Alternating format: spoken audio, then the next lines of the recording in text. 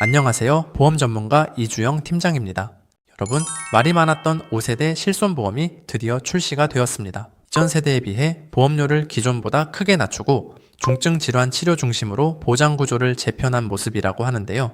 그렇다면 단순히 보험료가 현재 비싸다는 이유로 5세대로 갈아타야 할까요? 과연 무엇이 어떻게 달라졌을지 오늘 영상 보시고 신중하게 판단하시길 바라겠습니다. 오늘은 실손보험의 기본적인 정보와 5세대 실손보험이 탄생하게 된 배경, 그리고 각 세대별 실손의 장단점까지 꼼꼼하게 알려드리도록 하겠습니다. 먼저 실비보험이 뭔지 간단히 짚어보고 5세대 실손 탄생 배경을 알아보겠습니다.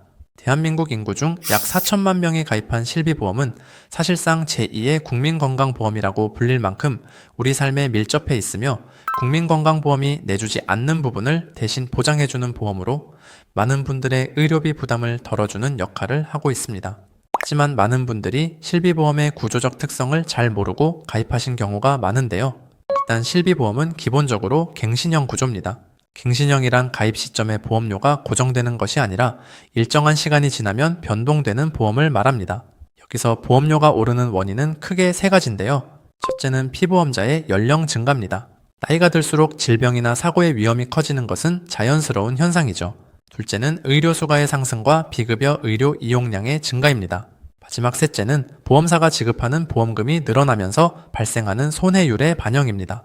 실제로 통계 자료를 보면 40세에는 월 3만원대였던 실비가 60세에는 20만원대, 70세에는 60만원대 수준으로 변동되는 것을 볼 수 있습니다. 그래서인지 실손보험 가입률이 49세까지 80%대 정도를 유지하고 60대에는 66.3%, 70대에는 26.5%, 80대에는 유지율이 1.1%밖에 안 됩니다.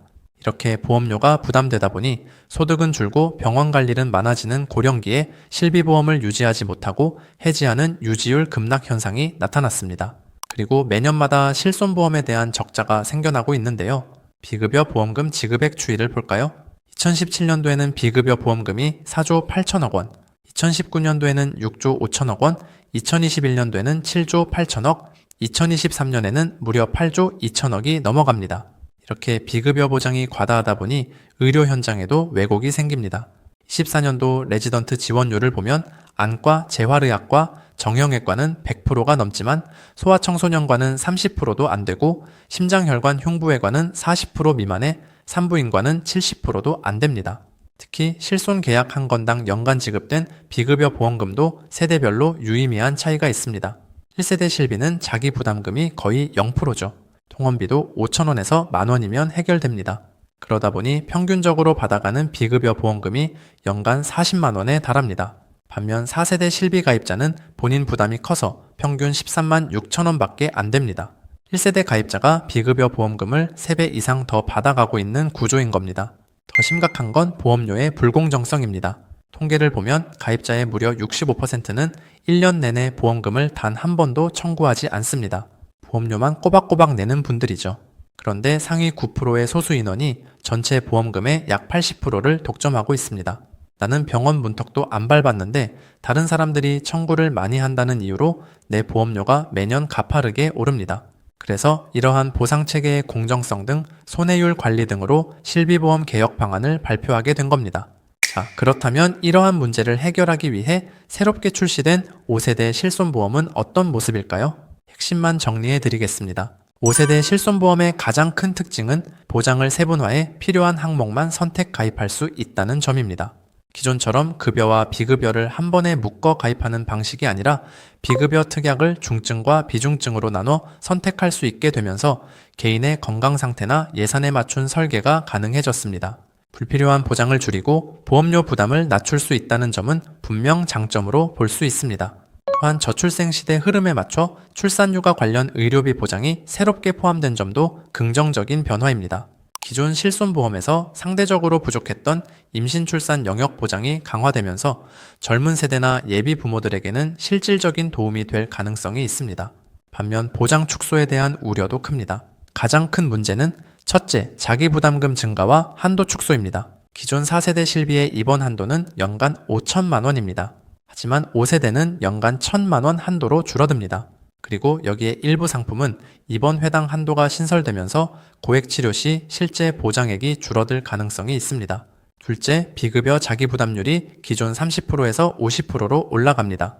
치료비가 많이 발생할수록 가입자가 직접 내야 하는 금액이 크게 늘어나 체감 보장성이 낮아질 수 있습니다.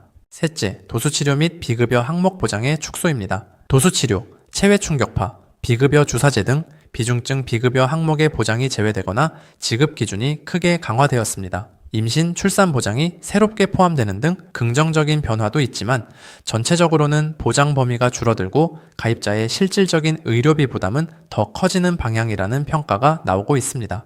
그럼 이제 여러분의 상황에 맞춰 세대별로 어떻게 행동해야 할지 정리해 드리겠습니다. 첫 번째, 4세대 가입자분들은 크게 동요하실 필요 없습니다. 지금 가입하신 4세대를 잘 유지하시면 됩니다. 재가입 주기가 5년이라 그 시점이 오면 다음 세대 상품 구조에 영향을 받을 텐데 지금은 세상 돌아가는 흐름만 지켜보시면 됩니다. 두 번째, 3세대 가입자분들은 15년 재가입 주기가 있습니다. 2032년쯤이면 다음 세대로 바뀌겠죠. 만약 지금 보험료가 부담되지 않는다면 3세대 유지가 베스트입니다. 세 번째, 초기 이후 2세대 가입자분들도 약관에 15년 주기가 명시되어 있습니다. 갑자기 자기 부담 50%를 맞닥뜨리면 충격이 크겠죠. 병원을 자주 다니고 병원비가 부담이 되지 않는다면 유지하시는 것을 추천드리지만 만약 병원 이용이 많지 않다면 전환하는 것을 고려해 보시는 것도 좋겠습니다. 두 번째, 대망의 1세대 및 13년 4월 이전 초기 2세대 가입자 여러분들은 행운이라고 할 수 있겠습니다. 재가입 주기가 없어서 본인이 해지하지 않는 한 100세까지 가져갈 수 있습니다. 나이가 들수록 자기 부담 거의 없는 이 실비는 보물과 다름없습니다. 갱신보험료가 생활비를 갉아먹을 정도가 아니라면 무조건 버텨서 가져가십시오. 다만 은퇴 후 소득은 없는데 보험료만 한 달에 수십만 원씩 나간다면 전환을 고려해 보시길 바라겠습니다.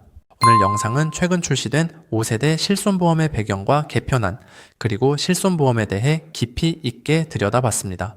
나는 몇 세대인지, 갱신 주기는 언제인지 꼼꼼하게 따져보고 대비책을 세워야 할 때입니다. 오늘 영상 보시고 내 보험 한번 점검해 봐야겠다 싶은 생각이 드셨다면 혼자만 알고 계시지 마시고 가족과 친구 단톡방에도 많이 공유해 주세요. 저희 채널은 30개 이상의 보험사를 비교 분석하여 고객님께 최선의 선택을 하실 수 있도록 도움을 드리고 있습니다. 보험이 이대로 괜찮은지 궁금하시거나 가장 합리적인 설계안을 받아보고 싶으신 분들은 1:1 무료 상담 링크를 댓글창에 안내 드릴 테니 언제든지 편하게 연락 주시길 바랍니다. 본 광고는 광고 심의 기준을 준수하였으며 유효기간은 심의일로부터 1년입니다.